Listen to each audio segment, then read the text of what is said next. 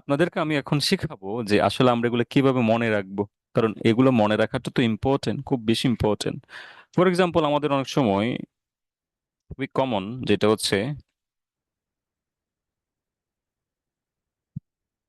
Happiness. আমরা হ্যাপিনেসের জন্য অনেক সময় কি ইউজ করি? যেমন একদমই কমন যে ওভার দ্য মুন, এটা আমরা ইউজ করি। এখন ধরেন ওভার দ্য মুন হ্যাপিনেস। এখন আপনি কিন্তু ওভার দ্য মুন চাইলে সবসময় বলতে পারবেন না। কেন বলতে পারবেন না? কারণ এটা সবসময় বলা যায় না। এটা এমন একটা টার্ম, এই টার্মটা তখন ইউজ করা হয় যখন আপনি এমন খুশি হন যেটা আগে কখনো হন না। ঠিক আছে? কারণ আপনি একটা স্পিকিং দিচ্ছেন, প্রথম আবার যেমন বললেন একটা সিচুয়েশন, আবার বললেন এবং পরবর্তীতে আবার বললেন, তার মানে আপনি মাল্টিপল টাইম রং করছেন। ফর এক্সাম্পল, ধরেন আপনি এখন অনার্সে পড়ছেন। হ্যাঁ, অনার্স আপনি 4 আউট অফ 4 পাইছেন কোন একটা ইউনিভার্সিটি থেকে। তার মানে আপনি এর আগে কখনো 4 আউট অফ 4 পান নাই বা থিঙ্কও করেন নাই। আপনার চিন্তার বাইরে এতটা খুশি হয়েছেন আপনি যে খুবই এক্সাইটেড, বা গোল্ড মেডেলিস্ট আপনি ইউনিভার্সিটির। ঠিক আছে? তাহলে আপনি ওভার দ্য মুন বলতে পারবেন তখন। ঠিক আছে?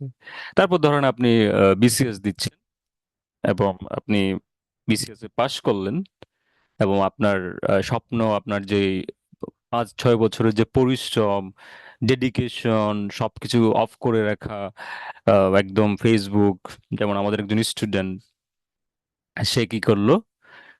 অনেক বছর আগে যখন প্রস্তুতি নেওয়া শুরু করলো, সে ফেসবুক অফ করে দিয়েছে।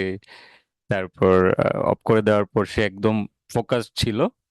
ফোকাস থাকার পর সে ফাইনালি একজন বিসিএস ক্যাডার সুপারিশপ্রাপ্ত।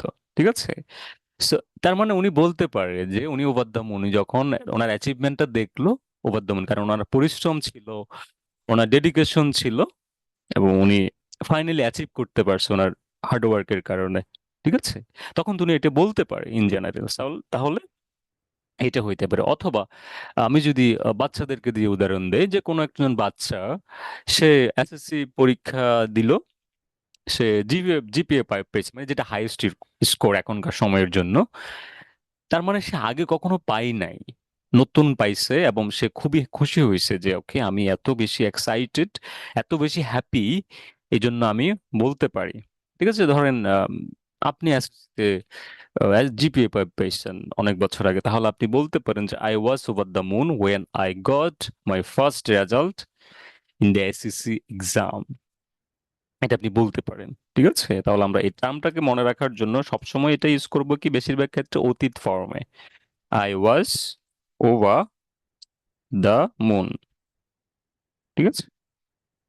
তাহলে এটার মধ্যে আমরা আরেকটা ইউজ করতে পারি, সেটা হচ্ছে আমরা বলতে পারি যে I was on cloud nine.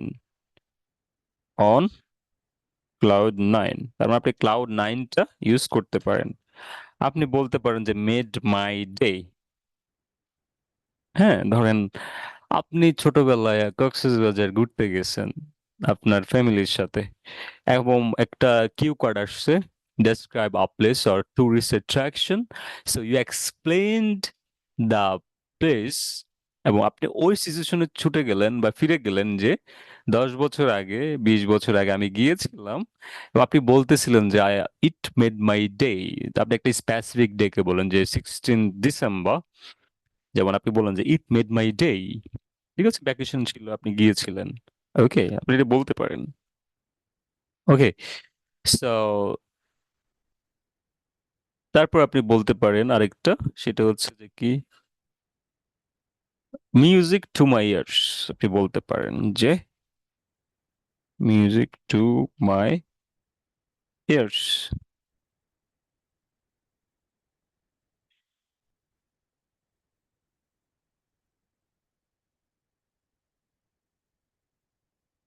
Okay,